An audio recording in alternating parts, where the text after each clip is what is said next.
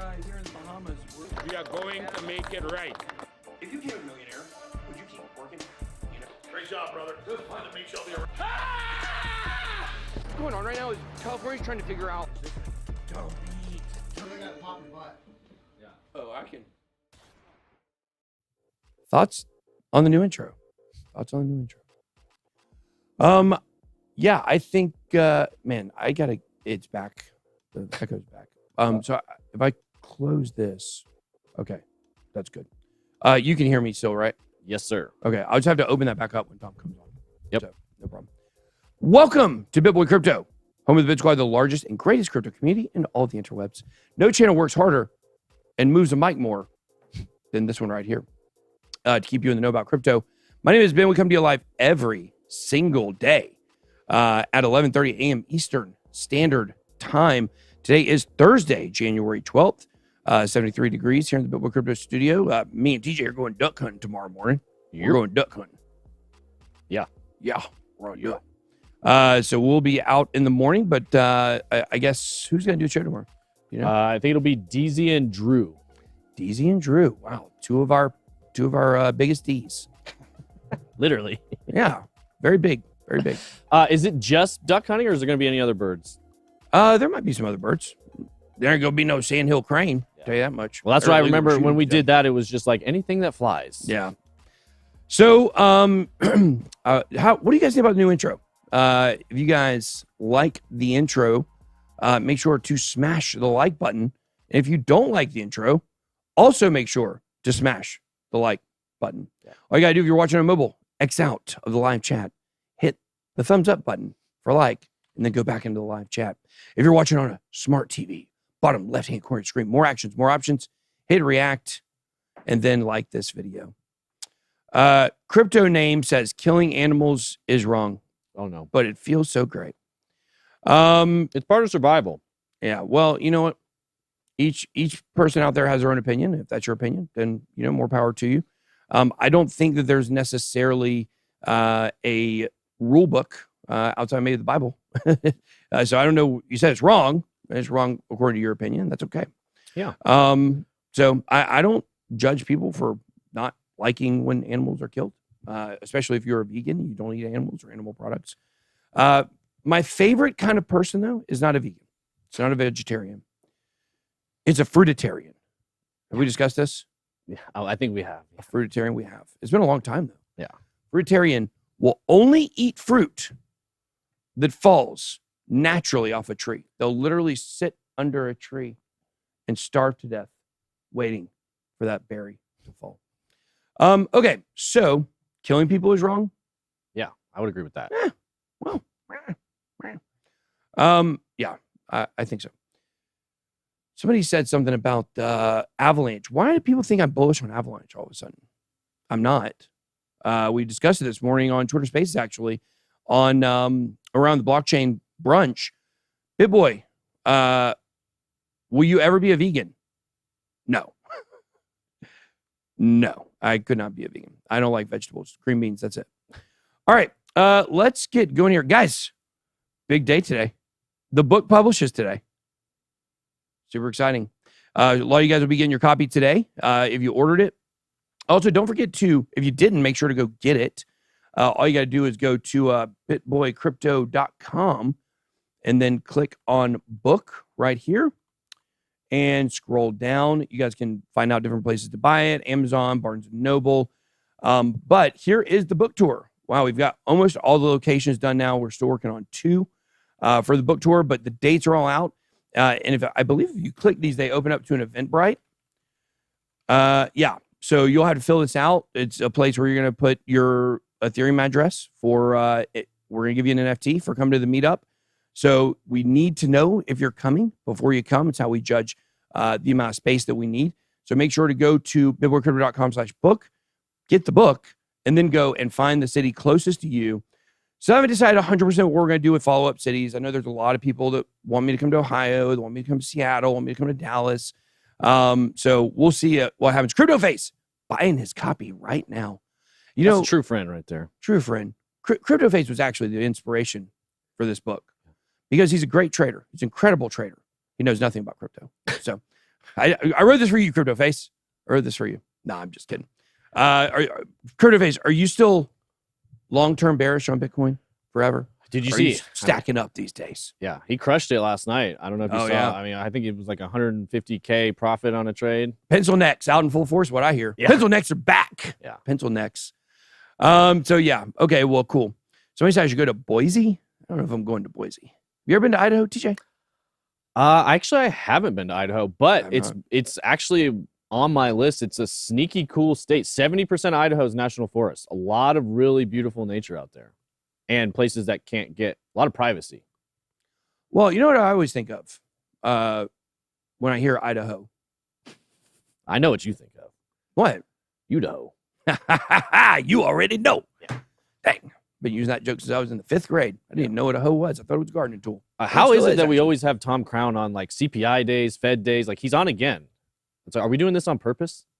Yeah, actually. Oh, okay. Yeah, it's good. We want Tom to come on and talk about CPI numbers. Yeah.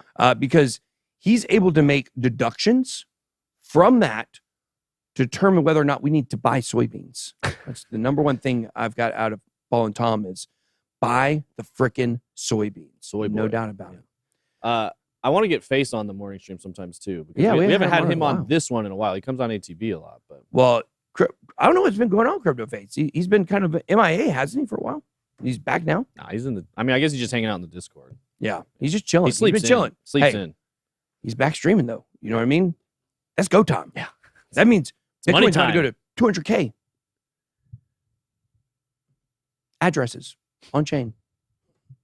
But in all seriousness, yeah, let's get him on the morning show. Love to have Crypto Face back on. I haven't had him on in a while. So make sure to also check out the Tweeters verse. How many followers are we at now on Tweeters? Tweeters. We are at, that was frustrating, 39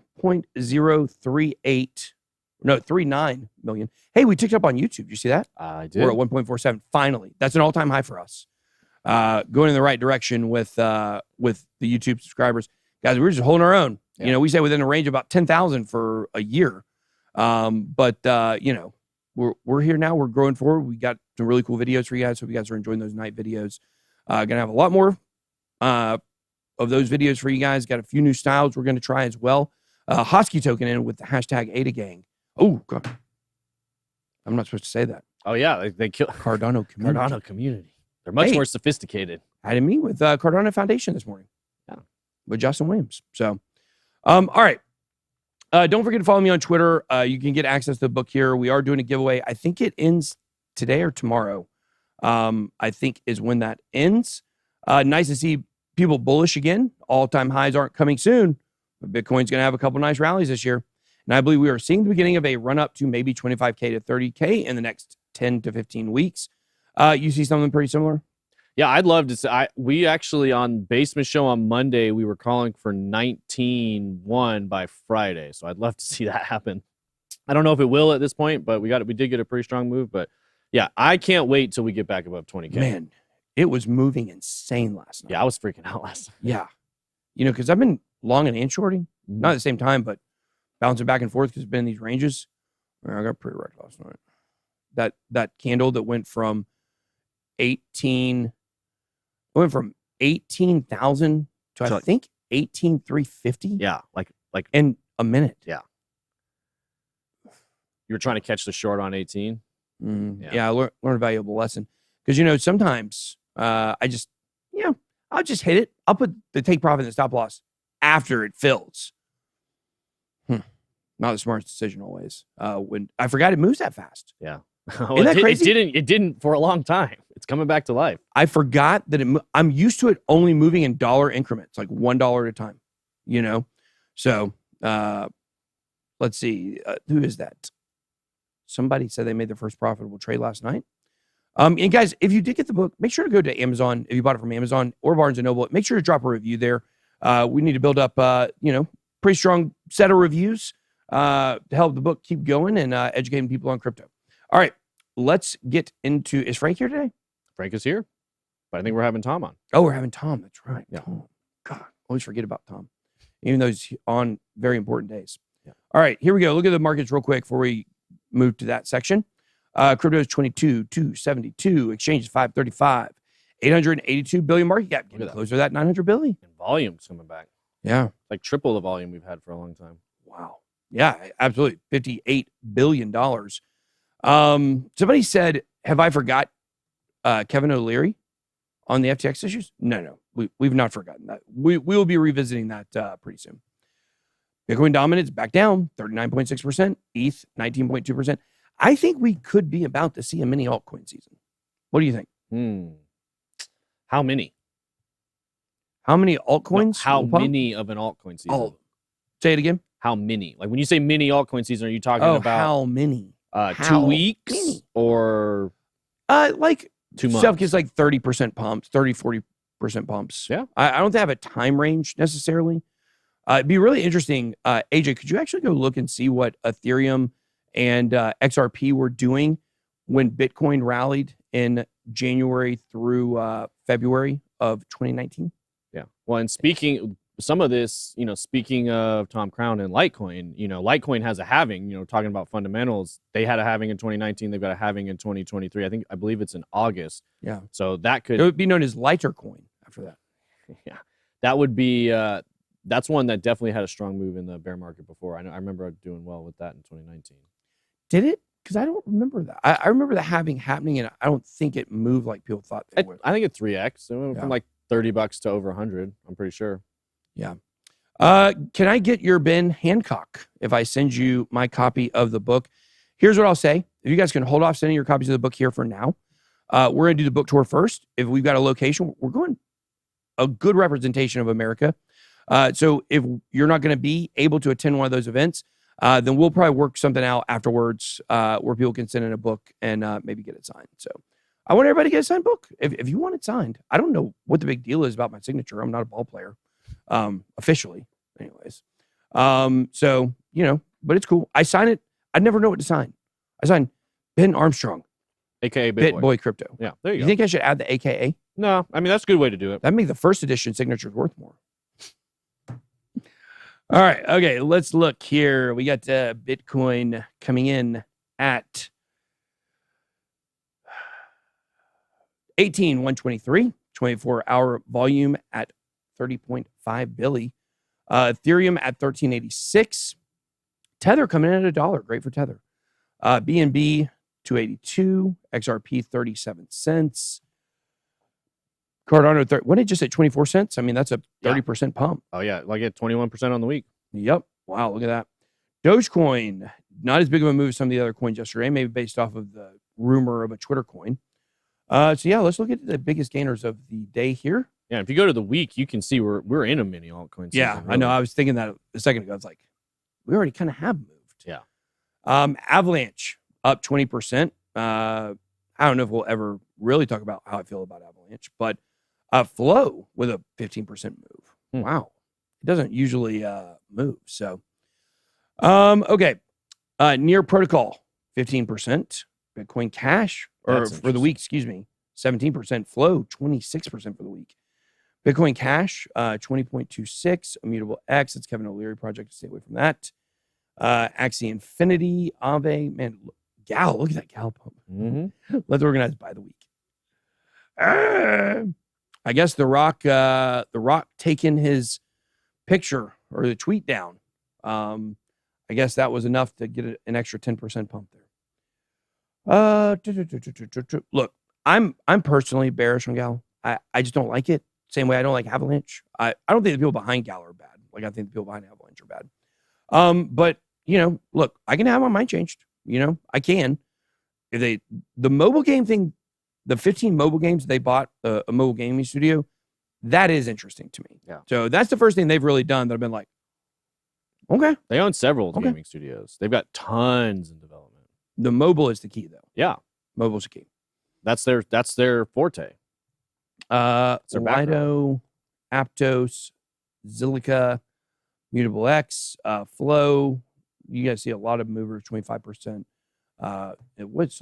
What's really sad is Solana got a 21.44% pump, like from the bottom, and it still was not able to crack, it looks like, the top 10 in gainers for the week. And they had FTT had a little bit of a pump too. And it actually was interesting. It made me wonder, is that some of the 5 billion that they're claiming they found in liquid crypto and cash, Solana and FTT? Great point. Great point. Man, DJ, you are on one today. Wow. That's the greatest point you've ever made on the show live. I don't know about that. That's a great point. I think you're right. It could be. That's why they're not telling us where it came from. Yep. Because everybody would laugh. Yeah. Okay. So, okay. The math doesn't work out for it to be all of it, but definitely still very fascinating to look at that thing continue to unfold. Aptos with a big pump this week. Where do you stand on Aptos? I have food in my mouth right now. No, I didn't ask what you chew about it. I didn't say, hey, chew on this. I said, how do you feel about Aptos? But if you don't want to answer that, no, I'm interested in Aptos. I like the programming language Move. Aptos came out of the Diem project. Uses the same programming language as Facebook, scalable, big money behind it. Not necessarily one of the ones that lines up with our ideals, so to speak. Could be another Solana-esque type pumper where it's like very VC driven, but I'm keeping my eye on it. Yeah, could be one to watch. I think it's going to perform well in the bull market. But ultimately, I guess we'll just have to see where it goes. So Ben tells TJ he made the best point ever on the show every week. Well, you know what? The show just keeps getting better and better and better. There you go. I like that. Yeah. This is how we catch 1% improvement, right? Every day. All right. Okay. Let's bring on. Let me take a quick look at the charts here by myself. Can I do it without supervision? Yes. Okay, guys, cross your fingers. It's dangerous out there. 5-minute chart. Let's look at the daily chart. Looked pretty interesting to me because the longer time frames are. This pump makes a lot of the longer time frames look a lot better. It does, doesn't it? Interesting. Remember, bottom's not in, guys. That's what people are out there telling you. We've been telling you for a month now, a month and a half. We've been telling you for 2 months. Yep, the bottom's in. 2 months. Look at this. This is the daily. We told you what? Watch for the U shape. Watch for the U shape. Boop, boop, boop, boop, boop. There it is. There's the U. That's what we get in the bear market. Very fascinating here. It looks kind of like a W, really. So here we go. We are up on the extrema. We are bullish. And this is what I thought was interesting here. We're forming a top on the daily. Now, that doesn't mean that we're going to see, a huge dump. It just means that we will get a retracement at some point. But what's very important is we have now, I think, I should bring on an expert to talk about this instead of me. I believe that we have made a higher high here. Let me see here. Let's see from here. This is actually, let me get off my measuring tool. Let me just hover over it. Hover over it. Okay. The high, 18,373. The high back here, 18,380. It is not a higher high. Is that right? Not a higher high. Wow. From the wick or the body? From the wick. Now, if it closed right now where it is, it would close about $1,000 higher. No, not $1,000. That's not right. $200 to $300 higher. So this could be enough maybe to break us out of a downtrend here. But I would certainly think we're going to be heading closer to, if you look at the track record of these tops down here on the BitLab significant movement, what you'll see is they're usually not quick. It's very rarely like one quick burst. We will probably get another level to this as we push towards 19,000, I believe. And maybe once we get to 20, that's when we get a rejection. Now, if I remember correctly, I believe back in December, or was it September of 2021, right? Nope. 2020, when we hit a new all-time high for Bitcoin. I think it was September 14th, maybe something like that. If I remember correctly, we had a really hard rejection somewhere in the 18s on Thanksgiving that took us down to a huge dump.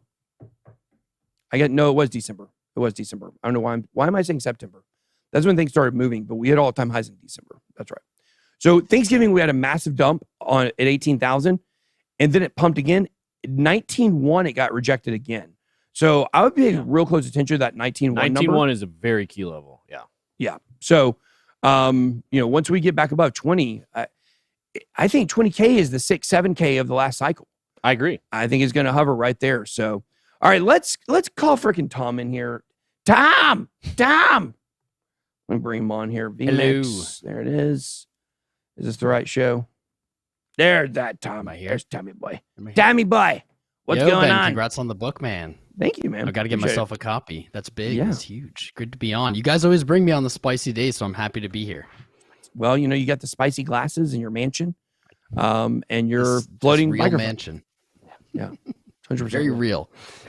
All right, so I guess we'll jump into what's going on today. I have not gotten super up to date, but I did check out the CPI data and kind of just the happenings. And so basically what we've seen is the headline rate of inflation in the US fall to its lowest levels since 21 in December. So not that long ago, about a year.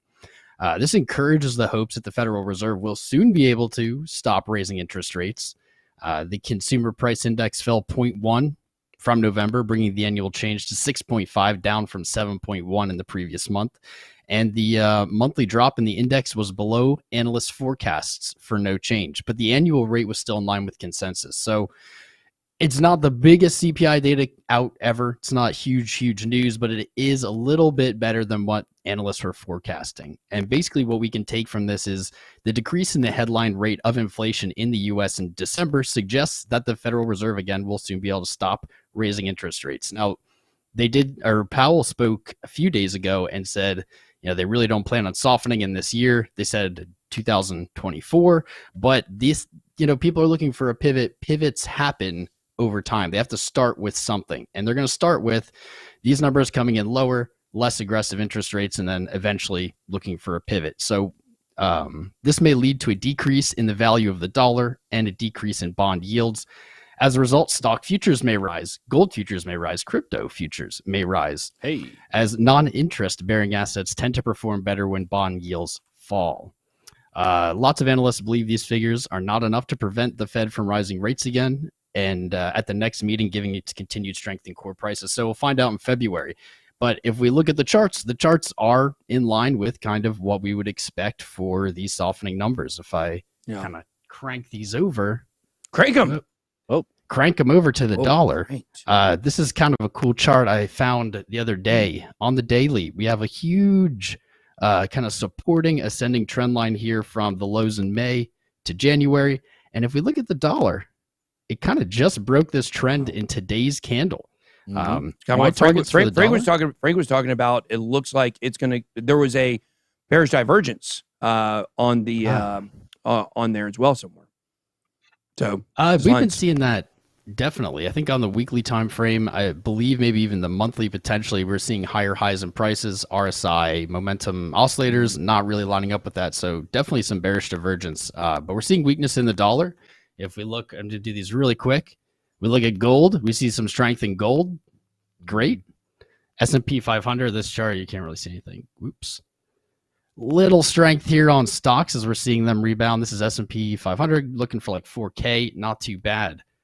So that is in line with what we would expect from these numbers. That's an excellent sign. I brought some kind of spicy charts for you guys that I'm going to go through super fast. Some jalapenos or jalapenos, a commodity. Yeah. Soybeans. Buy the dip. Why you're not buying the dip on soybeans? I can't help you. I'm bullish on ghost peppers. All right, let's go, soy boys. Let's do it. Let's get them through. Let's get them through. This is I love this chart, man. This is the ultimate hopium. So this is Bitcoin divided by the M2 supply. What is the M2 supply? It's basically liquid to liquid money. It's a really good measurement, in my opinion, for inflation. I think it's better than the inflation index. And what's really cool about this, just to give you guys a little hopium here, is we've fallen all the way back to the monthly resistance level in 2019. And that was in November, Ben. I know you're yelling about November and lows being in. Well, according to this chart, that is basically what happened, right back at support. So if we see kind of a push back into the this 1,000 range, this is a calculated chart, so these numbers aren't really relevant. But we're looking for a pushback and some kind of retracement, I would say, back to like the lows of last year. That was resistance. I'd like to see it flip to support. That would be great. Total crypto market cap remains right above the 2018 high. That was the resistance acting as support. So we have two kind of macro charts here looking to flip macro resistances into support. So this could be primed for a bounce. I would definitely, I mean, we're in a bounce, but potentially a little bit higher. Really quick on the week, the Bollinger Bands. This is a 20 weekly moving average in the middle of a Bollinger Band. And you can see this is pretty much interacted with price, rejecting it down farther. And this rally, unfortunately, brings us right to that 20 weekly moving average. So if we are looking for rejection and lower lows, this is probably the pivot point, in my opinion. Like this is, we saw that really quick run up. You guys were talking about it. It's kind of stalled out. And that's really characteristic, I'd say, of Bitcoin price action. You know, you don't really get in on the move, and then the move kind of hovers, and then you might take a position, and that's when the pivot point plays out.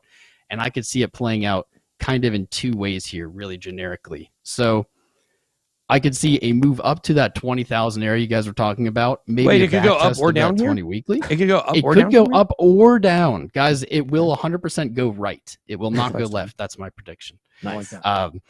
I can see moving this way up to 20, maybe back test to that 20 weekly, moving higher, kind of finding support at that resistance. Or again, we reject here at this 20 weekly, and I would say 13.8 likely to be on deck. Like that is kind of the support below. I'm feeling a little more bullish though.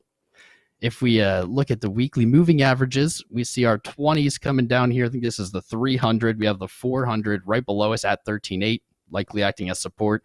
And we have the 50 and 200 kind of lining up for a death cross. So we have a lot of pieces in play, a lot of moving parts here. My advice, guys, because yes, it can go up or down. That's always true. But right now is one of those moments where we all need to be reminded of it. This is exciting. We haven't seen any green in like a year. 2020 was brutal. It was the most brutal crypto year, not necessarily loss-wise, but price action-wise. 2022. Sideways down. Oh, 22, yeah. Sideways down, sideways down. There's no bounce. There's no relief, no excitement. So right now, my best advice for everyone is if you made it through last year, enjoy this. Enjoy it. You feel good. We had a lot of bad vibes. Feel good, but don't get caught up in FOMO. This is not decided yet. We aren't at some kind of everything full blast mode. We're really at that pivot where dreams can be crushed or made. So just be careful and pay attention to what's going on. The Fed is likely to be a huge player in almost anything in economics right now. Yeah, I mean, they're controlling the world economy. We got a question here from Joe Smith with a super chat. Now, the question is going to go to you, but not the money. Can't pay you, Tom. Thank you. You're just buy that book with it. Oh, $9.99. Maybe. Better be trying to go get it at the thrift store. By the way, we do have Tom's chat in the channel. If anybody wants to go check out Tom's channel in the chat. I said that backwards. If anybody wants to go check that out. If you want to do that, guys, you can. I'm just kidding. Tom's great. Go do it. Do you have advice for us newbies in our first bear market? How long do we have until bull market to accumulate coins, in your opinion? I feel like I'm panic buying every week. I'll let you go first, Tom. What do you think? Absolutely, man. I've 100% been there. Everyone in crypto goes through that. Like, you're not alone. Don't feel crazy. The problem is there's no answer that's going to wrap up to make you feel good. Nobody will know when the bottom is in. We can guess, we can project, but bottoms are very much kind of like mystical in that sense. They're really unknowable. And when people don't expect them, that's when we find them. So what you need to do, in my opinion, is you just have to slow it down. If you're feeling panic, if you're feeling kind of like you're doing stuff emotionally, slow it down. If you're DCAing, maybe cut that in half, plan to DCA longer. And that sets you up for a really good position where you're win-win. If price stays down, you're going to be liquid. You're not going to have to worry about your bills. You're going to keep accumulating. And then eventually, goes back up and you're sitting really pretty. Or you're going slow and price rockets up. Well, then you're in profit, and that's a win-win position. Either direction, you're kind of hedging for. That'd be like my absolute best advice for you. Yeah, I think that's great advice. And we were telling everybody when the bottom should be. It happened. We got a new low during that time frame. Nobody knows the exact number. Nobody knows if that's going to end up holding up as the bottom. But we were telling people, even back in October, we don't know where the bottom's going to be, but this is a good time to start dollar cost averaging again. And that's what we've been telling our audience. That's great advice, because you're going to get a lot of people who waited on that $10,000 to $14,000 Bitcoin, and it didn't come. The same way a lot of us were looking for that 100K Bitcoin to sell, and it didn't come. We got left with our proverbial pants down.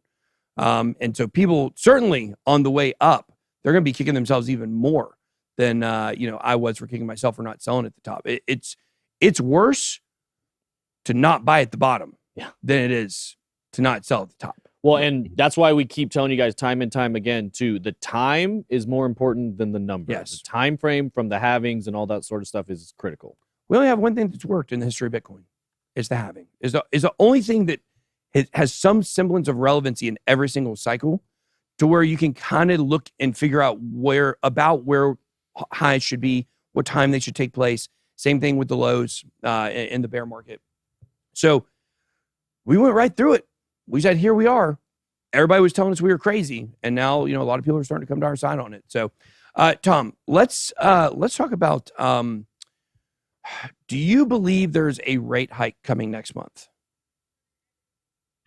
Yeah, I would not doubt it. It's probably going to be calmer than what we've seen in the last year. I would say 25, 50. I'd be surprised not to see any. It would be really great, and I think markets would really enjoy it. If we didn't, we'd see a lot of green, because that's going to be a signal. As I said, this is step by step. People are expecting overnight a pivot. That's not going to happen that way. It's going to be kind of like a chart. You see acceleration up, it slows down, and then it waves, goes back in the other direction. It's going to take time. So hopefully lower the better. We got Rob Vigolsky says, Nick from Data Dash says, we are nowhere near the bottom. He was also telling you he thought Bitcoin was going to 100K well into this year, and didn't happen. So I don't know what Nick bases his stuff off of. I think he just bases off of charts. Sometimes I feel like these guys don't take in the larger scheme of what we've seen in the past, and it just keeps working, because there's no reason to believe, based on the history of Bitcoin, that there's a much, much, much lower bottom coming further, much, much, much further out. We had the pandemic double bottom, basically, in March of 2020. That's the only time in that cycle that we got close to the low again once we reestablished above 6K. So I don't think it's going to happen. Look, I like Nick. I like Data Dash. He's OG. He's been doing this a lot longer than I have. But I'm going to say I definitely disagree with him there. But regardless, these are just opinions. So he's got an opinion. I've got an opinion. Tom Crown, he's got an opinion. And so the fact is, just listen to all of it and then do what you want to do and listen to who you want to listen to. I just know one thing is a good rule of thumb in life. You cannot trust a man who wears sunglasses inside of a fake mansion. It's a real mansion. It's real. You know how you know it's real? This guy's got so much money, he can afford a floating microphone arm. Mm-hmm. Look at that. Ben, someday you'll have floating microphone money, my friend. We're trying. They're rare. They're rare. I can't wait. I can't wait, man. Next time we're in Vegas, maybe we can go do some more gambling, and I can win enough to get one of those nice mansions. In the meantime, sounds good, man. In the meantime, absolutely no gambling, only sure things. So I got to let you go because I'm about to go hit up a 49X leverage trade. All right. Thanks, Tom, for coming on the show. You guys don't forget to go subscribe to Tom's channel up at the top of the chat. And we appreciate you, Tom. Peace. Yeah, man. Thanks for great being on, guys. Follow me on YouTube, Tom Crown. See ya. Like Coin Army. I tend to think we're going to definitely see another rate hike as well. But look, hold on a second. When is it? In February? Yep. What date is it? I will pull it up right now. Because they've already told us. And that's what's so funny. Did the CPI numbers come out before the meeting or after? Well, they just came out. For December. And what's today's date? Today's the January 12th. Okay, so what date's the meeting? It's probably around between the 12th and 15th, probably. Because it's right at the end, the 31st through the 1st. Oh, January? January, yeah. And then they have a second one in March. So here's what... One of those meetings is where they're like putting out the plan for the year, though. I don't think they're making a hike. Does it say something like that on the list where it's a different kind of meeting? I'm just looking at, FOMC meetings, dates. Okay. Because I remember we covered a story about FOMC schedule announced, and it looked like one of those meetings was not actually a regular meeting. Oh, so Tom said they skipped January. You're right. Okay, Corey. He says Feb 1 too, but that's what this date is. So I don't know. We'll see. But here's what I'm thinking is there's all this speculation around what they're going to do. And if we look at 2022, they did exactly what they said they were going to do at the beginning of the year, throughout the year. They adjusted here and there. They've already told us where they wanted to get it, approximately, I think it's 5 or 5.5 or right around 5% for the standing money. I think this pretty much cements that they don't have to do another 0.5. I think it'll be a 0.25. And then there's only 0.5 left to get it to the number that they've said they wanted. So a couple small raises, and then they can stop raising by May or potentially June, and that would set up what a lot of us think would be that mid-year rally. And so that's my prediction. 1.25, and then another probably 1 or 2 more 0.25s. So 0.75 bips left for all of 2023. Okay, so it looks like you're correct. It is February 1st is the actual meeting, or with the announcement of the what they're going to do. Oh, wow. 88% chance of 0.25. Yeah. So, and then that's when it gets really questionable. It could be the last rate raise. It could. What I was going to say was, I know they've said what they've said, but if all of a sudden, like what Michael Burry says happens, the CPI just freaking plummets and goes back down below 2%, well, they've accomplished what they wanted to accomplish. I think we will get probably a month this year where things drop dramatically in the CPI. I don't know when it'll be, but very, very, very fascinating stuff there. This is inflation nowcast from the Cleveland Fed. Wow. Cleveland, huh? Yeah, that's the saddest one. Let's see. Not even worth reading that one. No, you don't get to come in my chat and throw my nation under the bus. That's right. What country are you from, sir? If you don't mind me asking. Ars 225. Where are you from, buddy? Yeah, I think I know where he's from. Here's a fact. America is the only country in the world, I believe in the history of the world, to be back-to-back World War champions. We also won the Civil War. That's 3 wins. That is 3 wins. Yeah, that'd be bad. If we lost the Civil War, that would have been bad. That would have been very bad. But we're resilient as a country. And you know what? Americans, we just got that little rebelliousness in us because we all most of us came from Europe, or early settlers came from Europe, out of countries where we were suppressed and people wanted to rebel. And so they came here to America. And so I will not put up with you saying this is not the greatest country in the world, because it is. It is. Our government sucks. Yeah. Can't be trusted. Can't be trusted. Maybe that'll get better at some point, but the American people, we're the best. And I'm sorry. We're a melting pot here. We got people of all races and ethnicities. I'm very proud of that. But, CPI will plummet the same month that it spiked last year. I tend to agree because it's year over year. You know what else we're great at? Printing money. I mean, I don't know of another country that can print money like us. So we just keep adding up the wins. You'll still be talking English. No, I call a cookie, bro. I don't call it a biscuit. Okay. Cricket, that's something to chirp. So you throw on your fishing rod when you go fishing.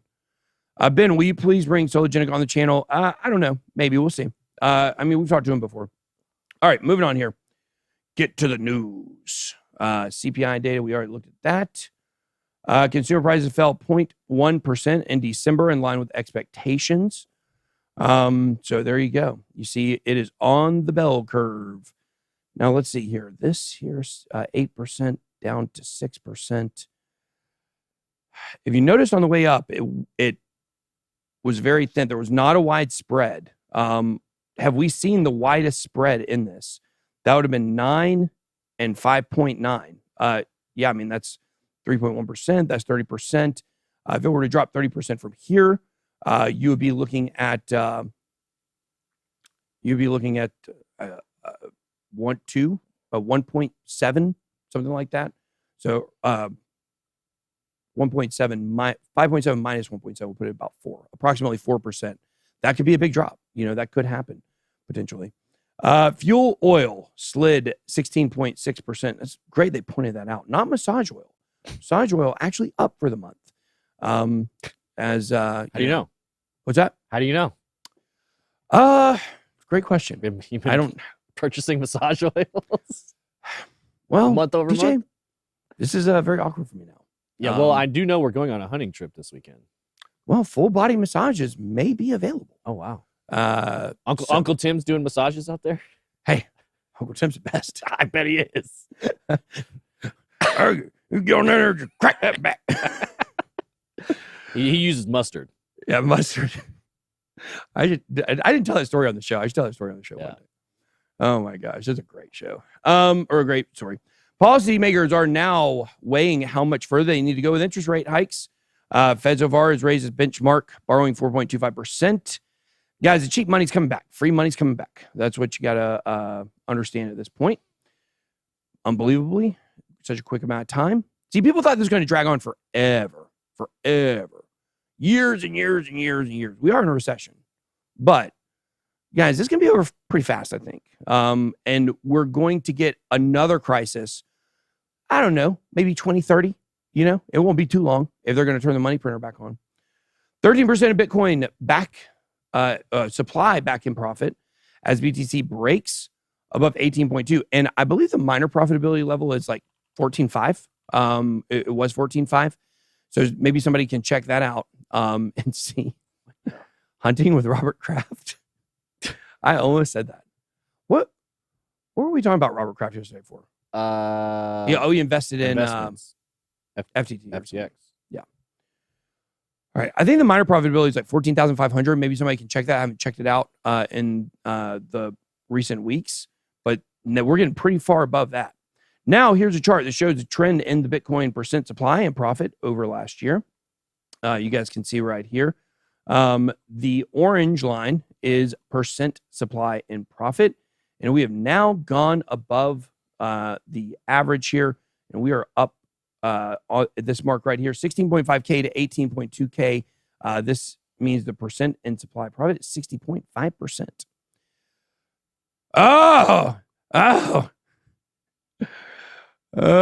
What? Joe Biden can have his memory lost by me? Somebody call the FBI. Somebody, money here.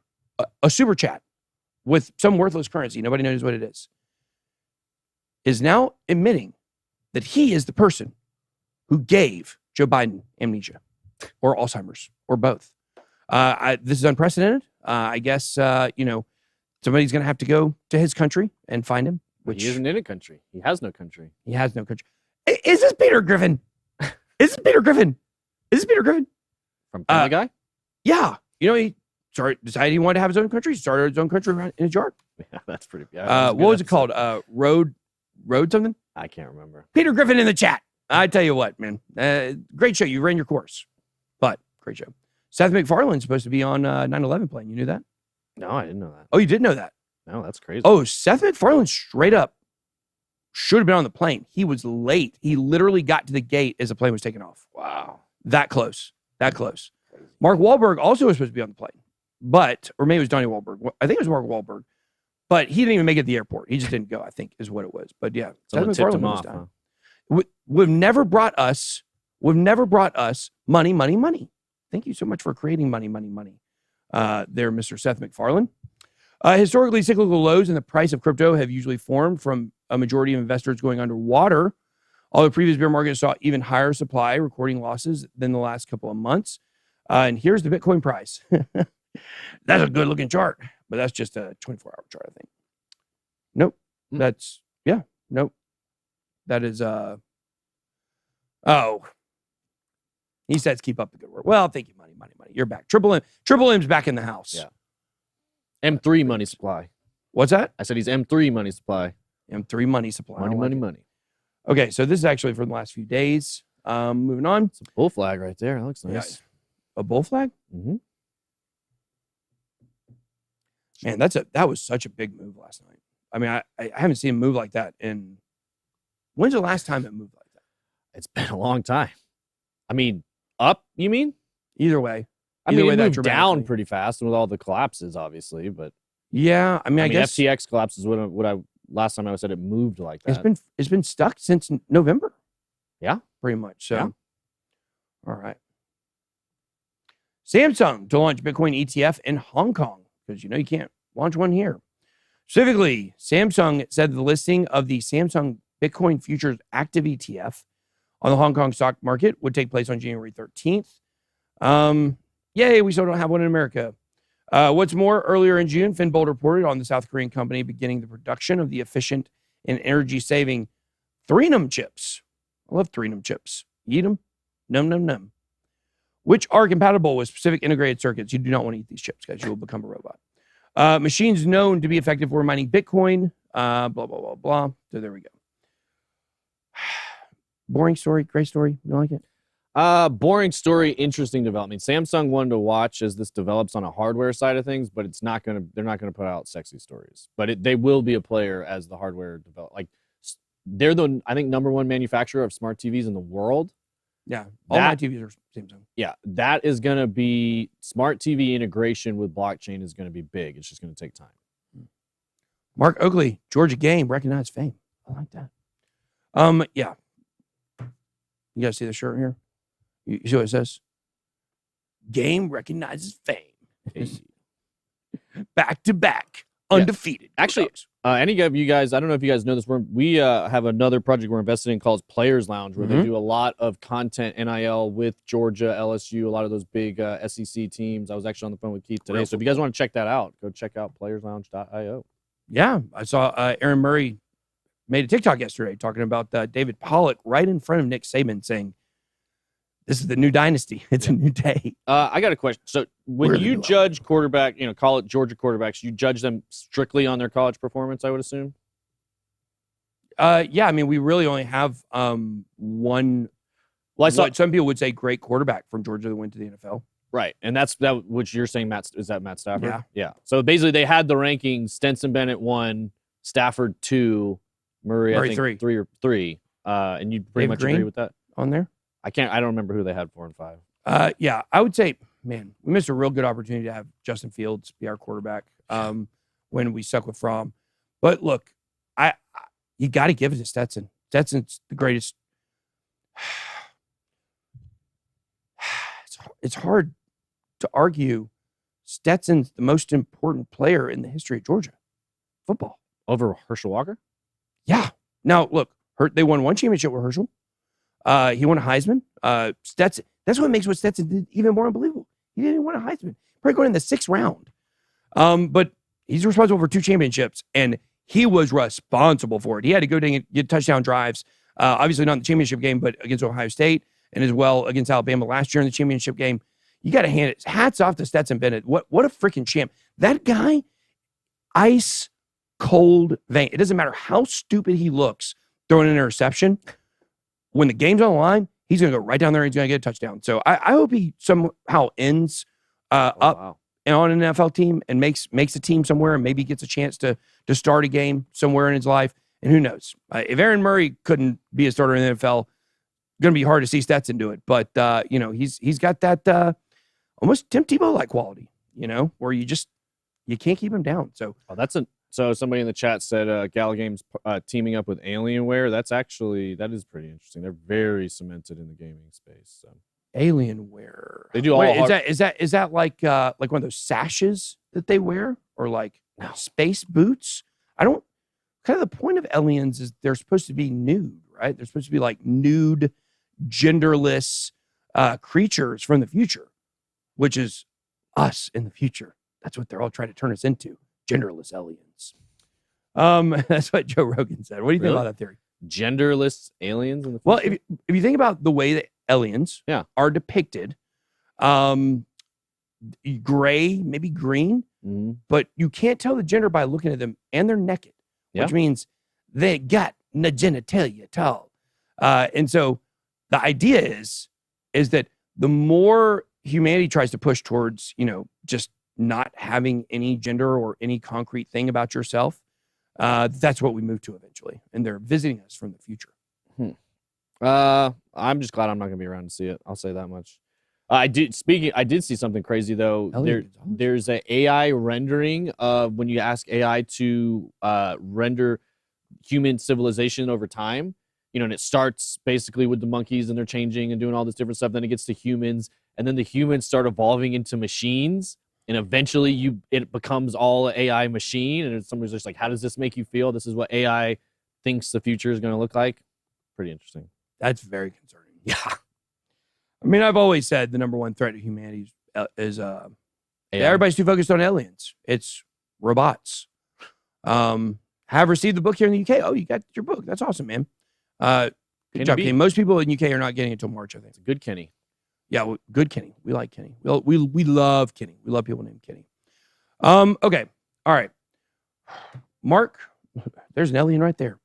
Morgan Creek CEO Mark Yusko predicts Bitcoin outruns gold in 2023, says risk assets repeating early 2000s. Let's see, compares current marketing conditions for risk assets like Bitcoin and tech stocks to the dot-com bubble of the early 2000s. Just like when markets crashed and sentiment turned sour before rebounding hard back then, fund manager says something similar is likely brewing. I'm old. I lived through 2001, 2002. Well, that makes me old as well, because I did too. This is exactly what happened in 2001, 2002. Enron defrauded people. Tyco defrauded people. People were like, oh, this WorldCom, they will never be this internet thing. It's going to die, and pets.com is stupid. A lot of these ideas just too early. Look, pets.com is basically Chewy, right? Webvan, that's Instacart. A lot of those were just ahead of their time. I think we're going to see the same thing with crypto. I think a lot of these coins are going to be ahead of their time as well. I agree. If you look at all the comparisons of the bubble that we just lived through to 2000, they all look the same. NASDAQ went up, and then it went down 84%. Peloton went up and went down, and Tesla went up and down. Everything looks like this bubble chart. He went on to say, then NASDAQ went parabolic. Now, it took 20 years, but it went super parabolic. It went way higher than the 2000 peak. And that's, a lot of what Crypto Savvy bases his, the Amazon chart on that he compares to what we're going through right now.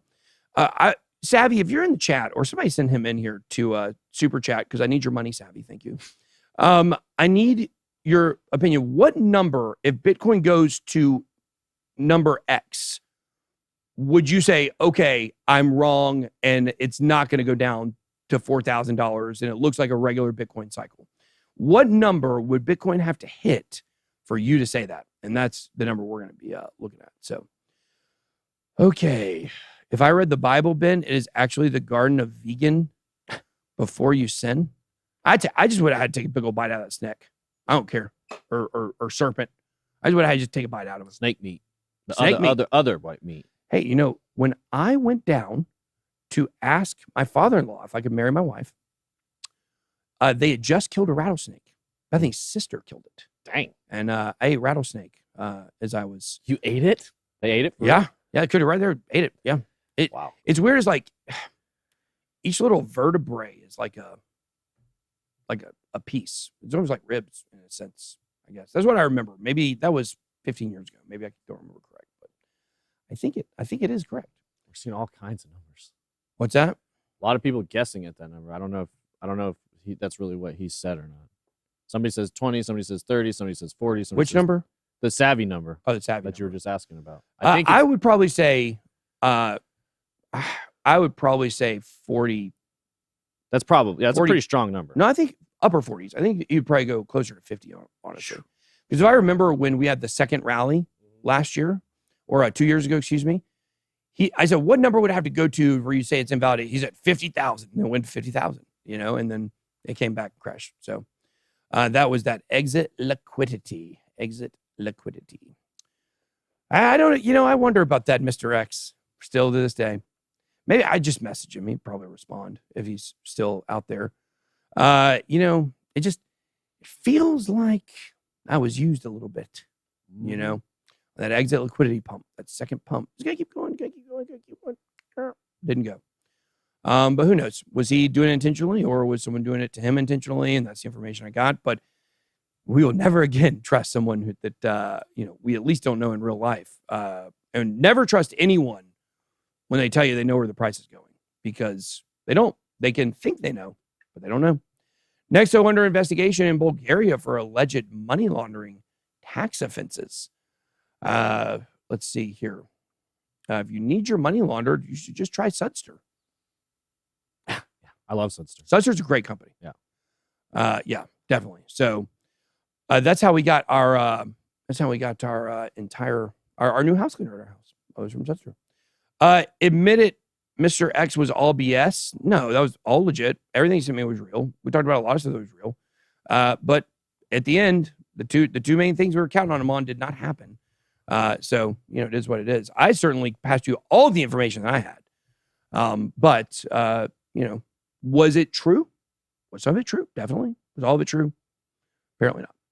Crypto lender Nexo has found itself the subject of a large-scale investigation in Bulgaria.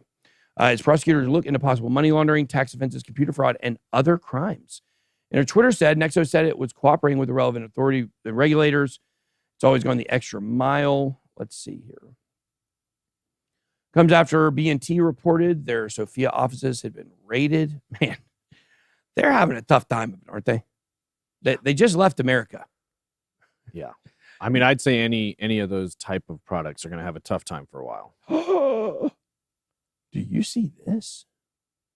The report also suggested that there was a link between Nexo and most wanted fraudster Ruja Ignatova, Wow. the missing founder of the Ponzi scheme OneCoin.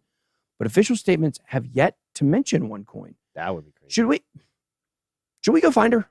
You know where she is? I mean, I'm sure I can find her. I found Sam. There you go. Yeah. Can we get a vlog of Ben and TJ hunting snakes in Florida? Gator boys. I'm not going snake hunting. I'm sorry. I don't. Snake hunting's a little too. I don't like snakes. I'm not a big snake fan. Me neither. Yeah. Me neither. Yeah, never mind. Were you going to say that? No, I've just been. You might change your mind depending No, on I how just many didn't want to eyes the go. snake has. No, I didn't want to go on a rabbit trail, so to speak. But Mhm. no, I stepped on a snake 2 different times as a kid. One time I was barefoot, stepped on a water moccasin, and I was like 7 or 8, and that left an impression on me. Also stepped on a copperhead one time too, and got lucky; it just slithered away. Yeah, I've almost stepped on a snake several times. My brother almost stepped on a snake in the yard one time, right in front of me. I said, "Stop! Don't move!" And he stopped. He was like, "I don't know why I'm sitting still." I said, "Look down." It was right there. Yeah, I don't like that. But fun fact: United States has 4 types of venomous snakes. That's it. Mm-hmm. You have the coral snake. You have your copperhead. Yep. Your water moccasin and your rattlesnake. There's a couple different kinds of rattlesnakes. You have your eastern diamondback, and then can't remember what the other one is.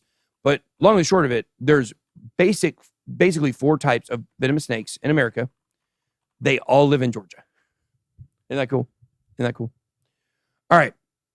Let's see. I want to look more into this. Should we do a video on OneCoin or Plus Token, the Ponzi scheme? That would probably be pretty good videos for people to understand. Yeah, I don't know if that's accurate, by the way. What? Why? What'd you say? I mean, according to what Google, other snake is it? according to Google, there's 30 species. Now, I don't know if they're just qualifying species differently, but There's 4 general. I saw there was one, maybe one outlier that I saw one article say, but if somebody can find me a different snake other than those, then I will. I don't know what I'll do, actually. I'm not going to. we're getting sidetracked. We are. Justice Department probing. When you get talking about snakes, man, it just gets all serious. Justice Department probing Saber Labs founders over Solana-based projects. The Shad looking for a deal these days. You hear that? Oh, yeah. I heard that. Yeah. This is Ian Macalineo of the Saber Brothers. The U.S. Department of Justice, sounds like a TV show, is investigating the 2 brothers behind Solana stablecoin exchange, Saber Labs, Ian and Dylan Macalineo. According to 2 people familiar with the matter, it's each other. They're telling on each other is what they're doing. Investigators are seeking information on the web of crypto projects that orbited Saber. One of the people said that includes DeFi yield farming Sunny Aggregator, as well as Cashio, a stablecoin project, lost millions in a March hack. Ian secretly wrote the code for both projects using pseudonymous identities. I gotta say, man, their sabers have to be rattled right here. Yeah, that was a saber snake joke. Yeah, and a rattlesnake that was good. put together. Yeah, thanks. Here is their murder board on how to scam everybody, I guess. That's very interesting that they had this up there that shows their entire ecosystem. I'd never heard of any of these. I think I had heard of Casio from the hack. What do you think? Yeah, I've heard of Casio, I feel like. Yeah. But then they all start to sound the same at some point. They do. Yeah. They do. Yeah. In the wake of CoinDesk's report, the brothers scuttled their plans to move Saber to the Aptos blockchain. They exited their crypto venture capital firm. Wow. Transfer control over their pseudonymously built projects to Marinade, another Solana-based DeFi protocol that nobody knows anything about. So there we go. Jenna, oh my gosh. I don't know where those live. Okay. Let's see. Judge slammed Senator's letter against FTX lawyers as inappropriate. Bankruptcy judge John Dorsey called the... John Dorsey? Was that the guy's name in Fear the Walking Dead? Wasn't that his name? Called the bipartisan letter inappropriate and says he won't take it into account in his decision for an independent examiner. The judge handling FTX's bankruptcy has reportedly slammed a joint letter from 4 U.S. senators calling for an independent examiner. Let's see if they say who it was. As reported by Cointelegraph, senators sent a letter on January 9th highlighting concerns about ties between FTX and Sullivan and Cromwell. Let's see.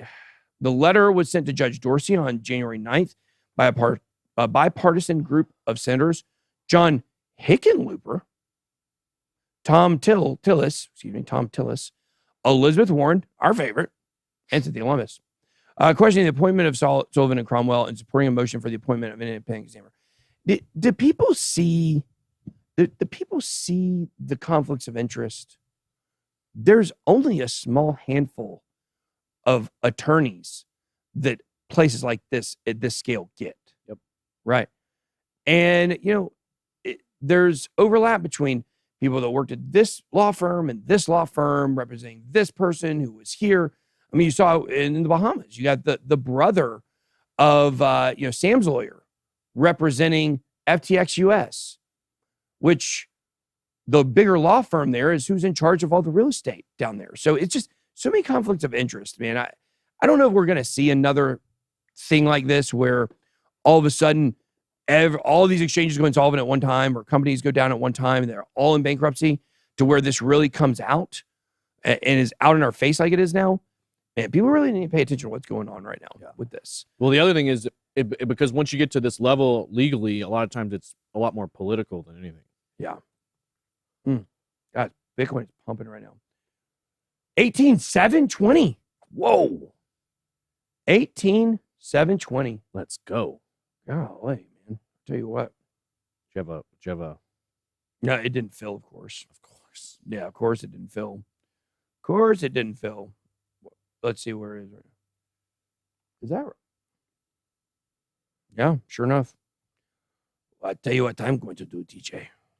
There's only one thing to do now.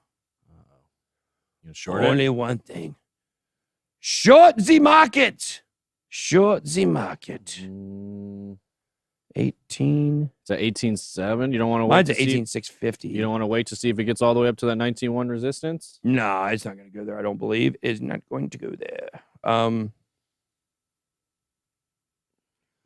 Let's see here. Hopefully, there's nothing I hate more than not getting my orders filled.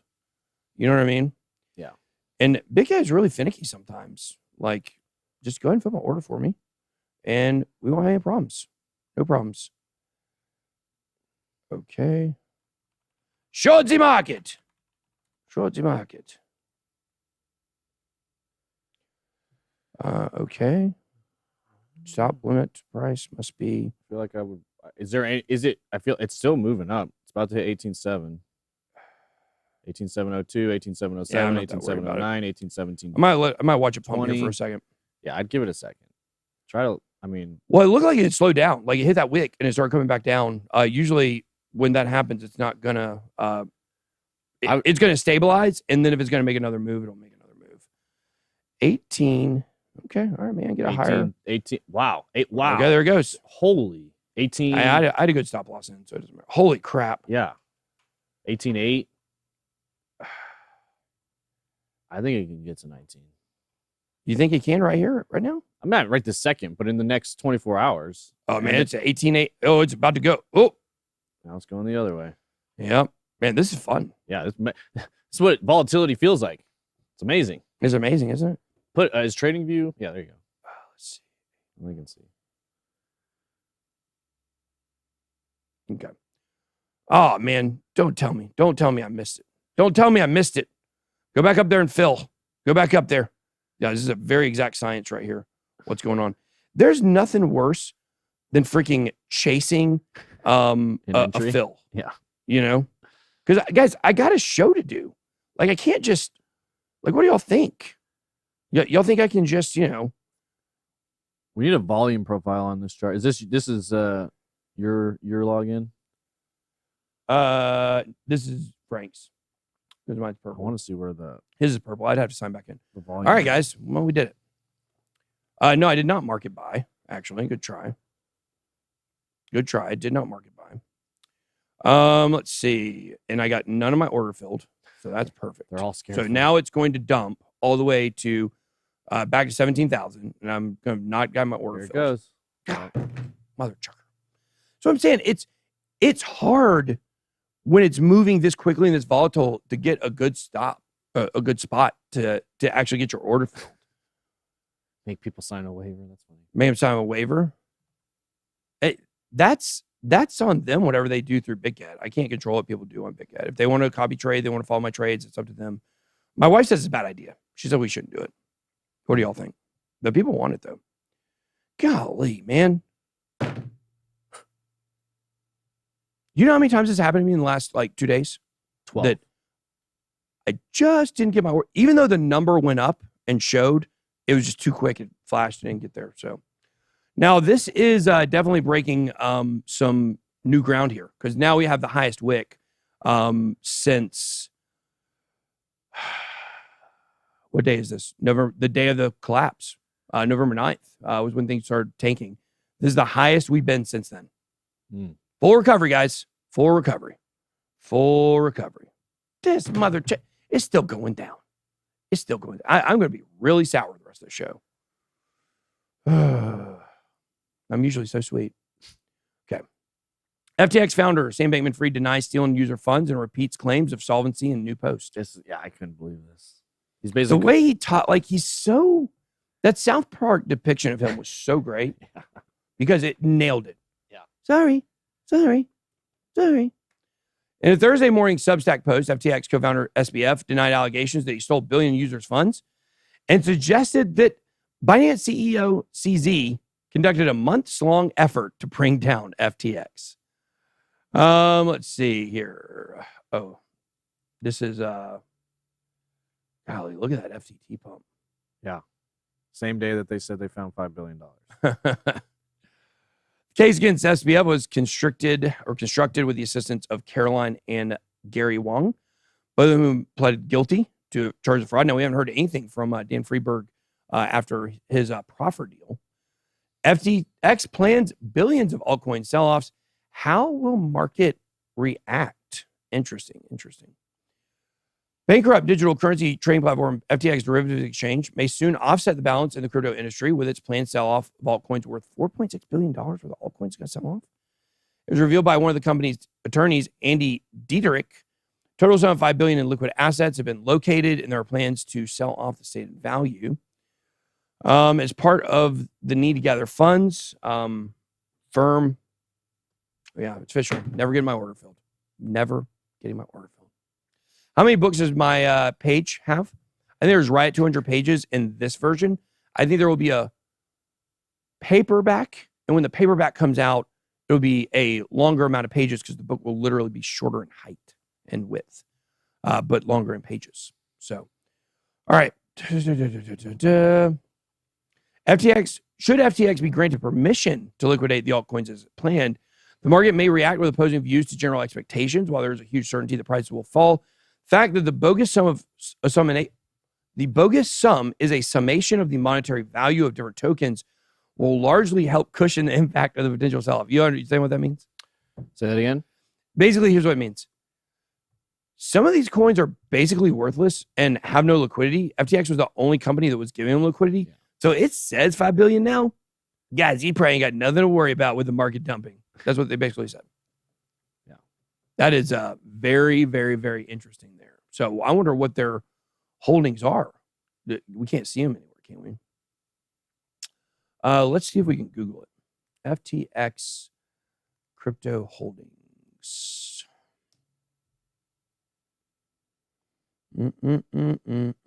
They hold crypto just for 659,000. That's November 17th. Let's see if we get some news. We'll look at this here. They put liquid assets in quotations. So, huge crypto dump incoming as FTX plans to sell altcoins. Okay. Yeah, he meant how many pages in the book. Yeah, thanks, John Flint.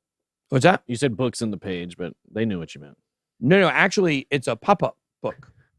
There's books on the pages as well. It's like Inception. Let's see. This is FTX management, 420 million. I wish they would say what they have. How much of that is in FTT? How much of that is in Serum? How much of that is in Samo? FTX alone wiped out 800 million in Blockfi executives' equity. The companies these people screwed. Don't forget about the companies, the retail investors. We all know they got hurt pretty bad. But the companies and the projects got screwed as well. A loan from FTX saw BlockFi executives' equity holdings wiped out by $800 million. In exchange, which they granted themselves pay raises of $500K each. Founder Zach Prince, for example, saw $413 million in equity value eliminated. It was compensated by a salary hike of $250 to $400K. I'm sure they were doing this just in anticipation for the bull run again. Most transaction data is anonymized. That's a hard word to say. There you go. Gemini earn users lose savings in white collar robbery. We basically know what this is. We covered this pretty in depth yesterday. Guys, when you give your crypto to a platform to use to earn you yield, if you're getting an ROI on a platform, they taking your money and doing whatever they want with it is theirs. Just always remember that. Silvergate received billions in home loan bank advance to weather withdrawals. Wait. In home loan bank advances to weather withdrawals. Oh, to weather the withdrawals. Yeah. I was like, golly, it sure is cold. It used to be hot in here. I'm cold. Those are weather withdrawals. How did they have that many home loans? I didn't realize that's a lot. Yeah. I didn't realize that was any part of their business. The crypto bank booked $8 billion in customer withdrawals in the final quarter of 2022. Turns out that a unit of the Federal Home Loan Bank acted as a stopgap for Silvergate, supplying several billions of dollars as crypto markets tanked. Silvergate held $4.3 million of short-term Federal Home Loan Bank advances as of December 31st. I mean, this is basically like what they were doing in the Big Short. You know, they were just buying those mortgage, what do they call them? Mortgage-backed securities. Mortgage-backed securities, yeah. Never even heard of those before. I don't know anything about mortgages. They weren't a thing until the 70s. Yeah. And they were okay when they first started. And then they just started filling them with crappy loans. Well, and giving them just high like rating. FTX's insolvency. You have to keep packing it to keep this game going. Yep. So it started out great. I do believe that FTX started out as a scam. The customer money was always going to Alameda. Now, how much of a scam? If they were just giving money to Alameda and they were investing it and making money off of your money compared to the gigantic insolvency hole where you lost all your money. I think people would probably say one is much worse than the other. Silvergate paid out $8 billion of deposits, and they're still standing. Groshans told Blockworks. It's Ed Groshans from the Compass Point Research and Trading Group. A nefarious financial institution would not be able to sustain those types of withdrawals and be standing if they were doing anything illicit. So, vote of confidence on Silvergate. Vote of confidence on Silvergate. I don't think Silvergate does anything wrong. I really don't. Yeah. I believe that the problem with Silvergate is there's too much crypto power concentrated in one place. So a couple of these companies go down. They're Silvergate's clients. They got 1,300 clients. Coinbase, really moving away from them, but Coinbase, Gemini, Bitfinex, I believe, Kraken, almost all of the major exchanges. FTX was there. So a lot of very sketchy stuff could go down if there were mass insolvencies like we've seen. And now you see they had to borrow money to make up for that $8 billion in withdrawals. They borrowed it from this company up here that I mentioned, Federal Home Loan Bank. Is that a company or is that a government office? I don't know. Federal Home Loan Bank. Oh man, we're way behind today. How are we guys so far behind? Snacks. Yeah, side stories. We're having fun today. Yeah. Our mood's a lot better when Bitcoin price is going up. Man, I than tell when you what, it's coming fun. It's fun. It's fun. I can get it filled. No, man, I almost got filled. It came pretty close, but it did not fill. AWS and Ava Labs collaborated on offer scalable blockchain solutions to all, including governments. IT service management company Amazon Web Services and Ava Labs have come together to advance blockchain adoption by enterprises, institutions, and governments. Notably, which is very interesting because this aligns with what we've been telling you. We believe the narrative for the next bull run is countries owning Bitcoin. Yeah. Ava Labs is developing layer 1 blockchain, blah, blah, blah, blah. Here's what I'll say about this. People are really bullish on this. And sure, I definitely think that it is bullish for Avalanche. It's bullish for the crypto space. You guys know I've gone over this. I don't like Amazon. I'm not going to point it out again. Or Avalanche, excuse me. Why did they choose Avalanche? We were talking about it on Twitter Spaces this morning, actually. Why did Google Pay choose Solana? Do you know, TJ? No, why? Because they were centralized. Well, yeah. Because centralized equals faster payments, lower congestion, and more user scalability, right? Because they never handed off the controls. Avalanche runs pretty similar to Solana. It hasn't paused, so I'm not going to put it in the bargain barrel, okay, and say it's tech's awful. I don't think it is bad. I don't like some of the people behind it, but the fact is that it does have more centralization than something like Cardano. Okay, so you saw Solana get chosen by Google. Now we see Avalanche chosen by Amazon. I mean, does this mean that we could potentially see some of the same stuff we saw in Solana in the last run on Avalanche this time? And so the price certainly can go up a considerable amount. It's got now name recognition with Amazon. So there you go. Staked Ethereum surpasses 16 million, over 70% of stakers at a loss. We covered this a while ago. They're going to be getting their coins back supposedly in the Shanghai update, I think. Yeah, but I would say that's a little bit of that's a little misleading of a headline, because when did, obviously most of the staking happened. You were able to start staking near all-time highs. So most people started staking when obviously the price of Ethereum was much greater. Yeah. And the price is down from there. I would argue a lot of the people that are doing that staking are still way up on Ethereum. It's just at the point in time they staked, it's drawn down since then. That's a great point. Great point. And I think that this is trying to make it sound like they're all going to sell. They want to sell, get their money back. And it's just not going to happen, guys. It is going to be very underwhelming, the amount of people that sell. And it's not like they can all sell at once either. Another point that people don't seem to like to mention. Why aren't people saying rip crypto banner? I don't know. Something happened to them? I have no idea. I saw people saying some stuff about they deleted a bunch of videos.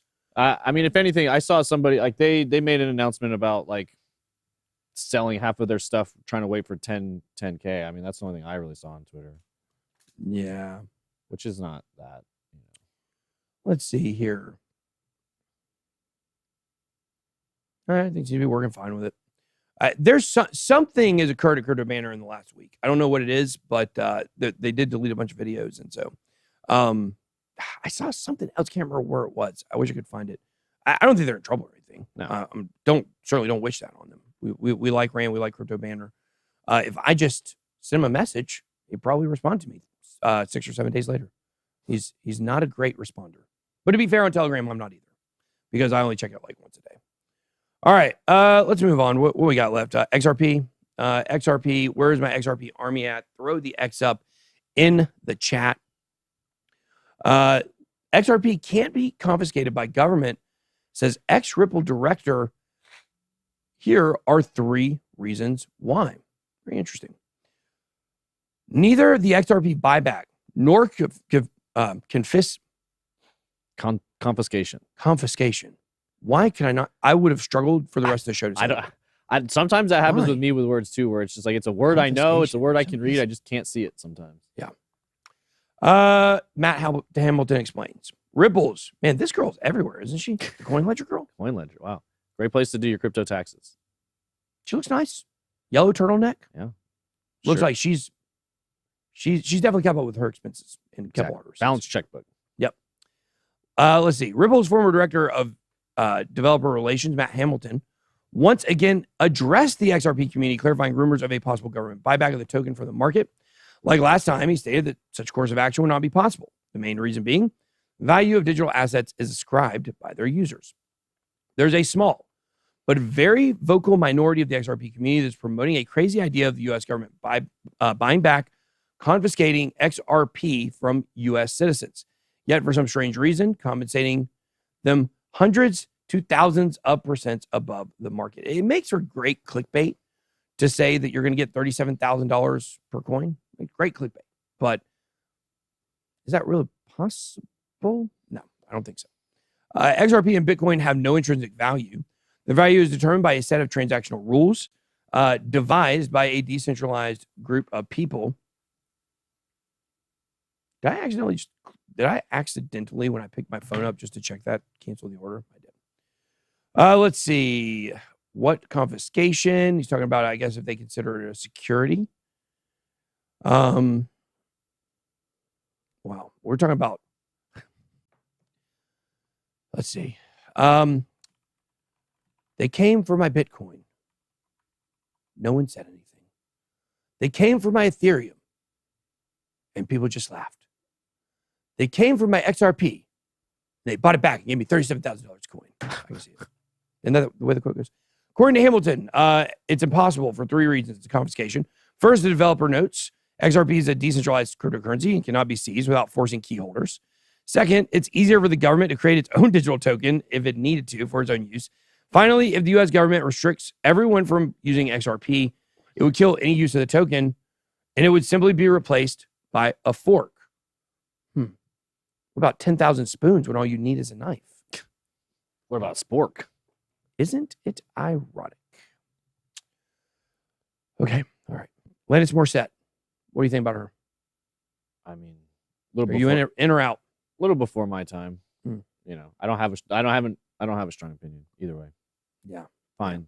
You know, that's that classic. age gap between us. What's that? Yeah, Age ain't nothing but a number, TJ.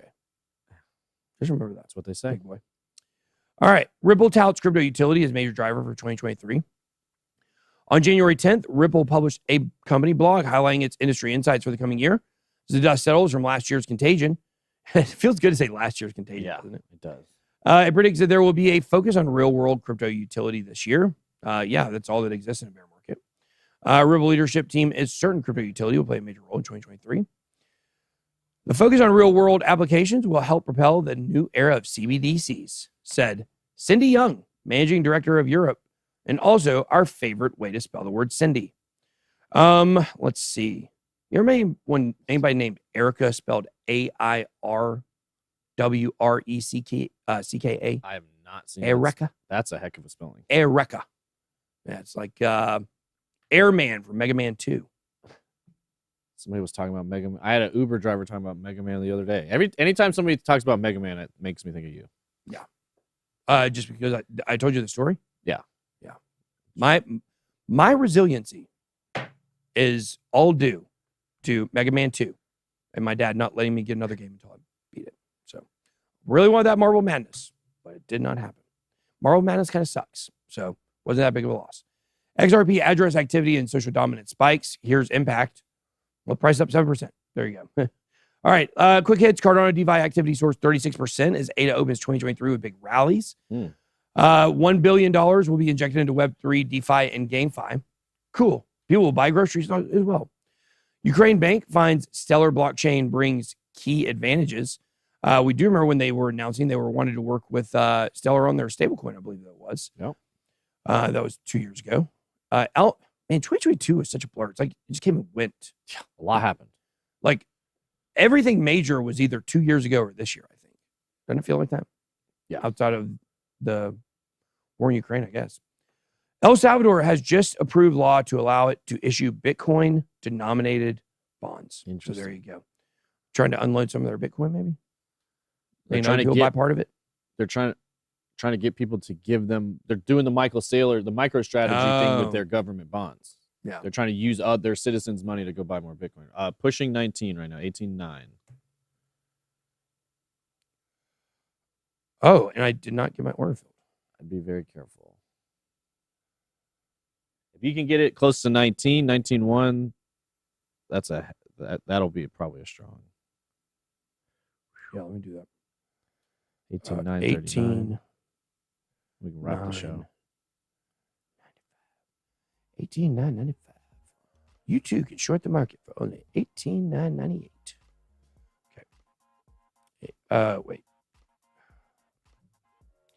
Guys, this is how you do it right here. This is how you make successful trades on the show live. Yeah. Okay. I wish I would have got it. I think I missed it again. All right. Q&A.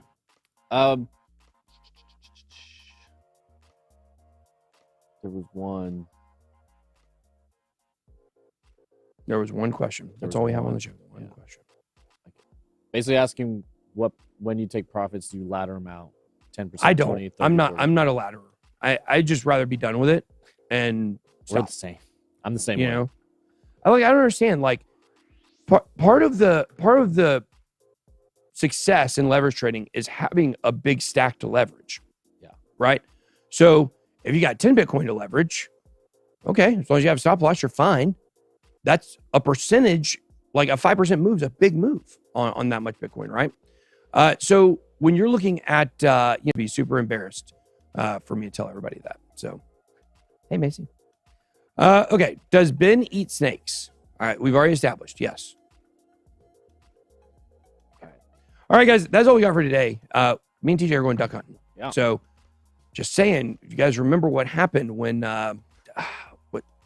Dick Cheney went duck hunting. Somebody told me as soon as we said it earlier in the show, somebody said, watch your back out there, TJ. So there we go. All right. Don't forget to go check out the book published today. Appreciate all the support on that. You guys have been amazing, phenomenal. Cross our fingers over our bestseller list next week.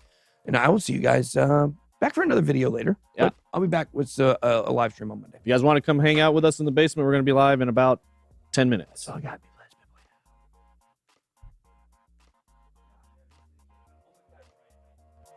Really?